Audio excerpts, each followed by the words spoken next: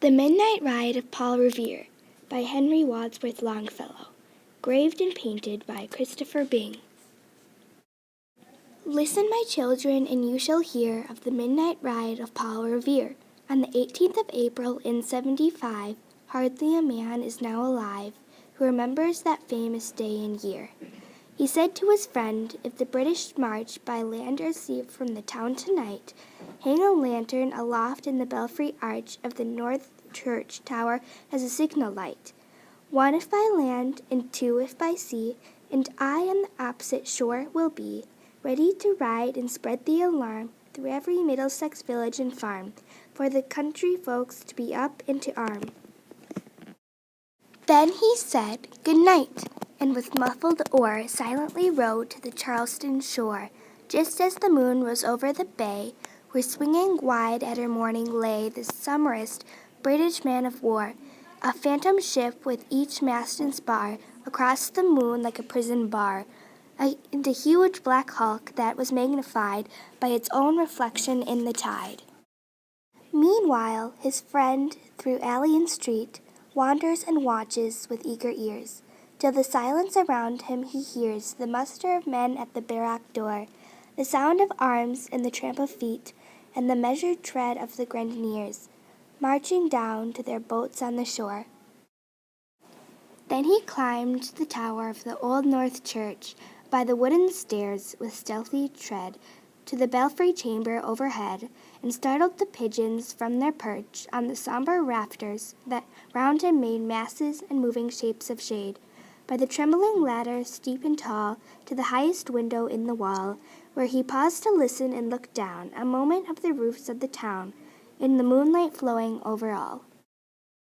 Beneath in the churchyard lay the dead, in their night encampment on the hill, wrapped in silence so deep and still that he could hear, like a sentinel's tread, the watchful night wind as it went, creeping along from tent to tent, and seeming to whisper, all is well. A moment only he feels the spell of the place, the hour, the secret dread of the lonely belfry at the dead, for suddenly all his thoughts are bent o'er a shadowy something far away, where the river widens to meet the bay, a line of black that bends and floats on the rising tide like a bridge of boats. Meanwhile, impatient to mount and ride, booted and spurred with heavy stride, on the opposite shore walked Paul Revere. Now he patted his horse's side, now gazed in the landscape far and near, then impetuous stamped the earth, and turned and tightened his saddle girth.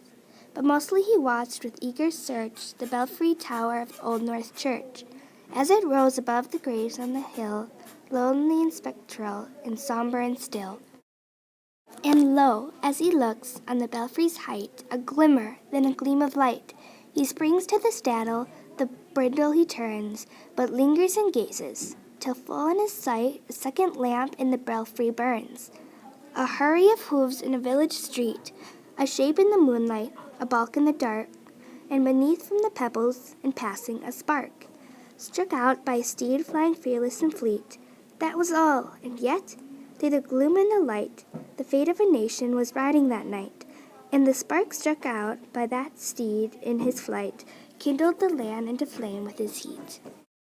He had left the village and mounted the steep,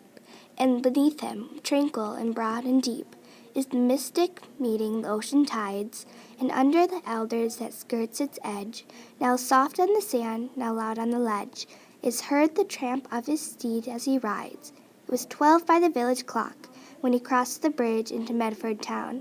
He heard the crowing of the cock and the barking of the farmer's dog, and felt for the damp river fog